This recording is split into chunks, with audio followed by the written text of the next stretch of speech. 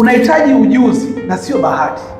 Unajua bahati inaweza ikaja au isije, kwa sababu inakuwa ni nadra sana, lakini ukiwa na ujuzi, huu ujuzi utakusaidia wewe kwa pesa ziweze kukufuata, kwa sababu unapokuwa na ujuzi fulani, angalau watu ambao wana ujuzi fulani wamekuwa wanajiingizia pesa kila siku sababu ya ujuzi waliokuwa nao. Sasa wewe kama mfano unaweza kuwa una ujuzi lakini bado ujuzi huo hutumii vizuri, basi hiyo itakuwa ni tabu sana. Lakini kuna watu wengi wana pesa nyingi lakini hawana ujuzi, kwamba mtu ana pesa anatamani kufanya biashara fulani lakini hana ujuzi wa ile biashara. Sasa katika biashara ya mtandao ambayo mimi naifanya, ni biashara ambayo imekuwa inafundisha ujuzi wa biashara mbalimbali, lakini pia umekuwa umenifanyisha kwamba leo hii nakuwa sio muoga ninapotaka kufanya biashara fulani, kwa sababu watu wengine wanakosa bahati kwa sababu wanaogopa kuanza, wanaogopa kufanya biashara fulani, wanaanza kuhisi negativity badala ya kuanza positive. Yaani kwamba mtu anaanza vitu vya vibaya, yeye nikitapeliwa, nikipoteza hela, nisipopata wateja, lakini hawazi kwamba je, ukipata wateja itakuwaje?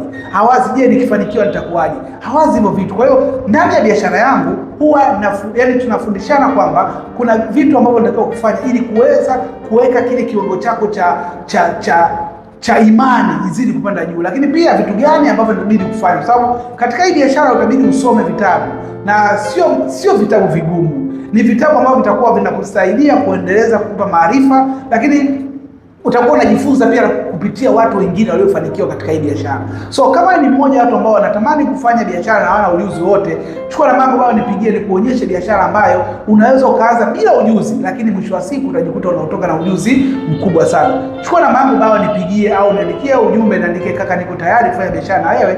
Hapo utakuwa tayari umeanza kufanya biashara na mimi, na nitakaa nikukochi vizuri, nikusimamie ili tuweze kufanya kazi pamoja na tuweze kutoboa pamoja.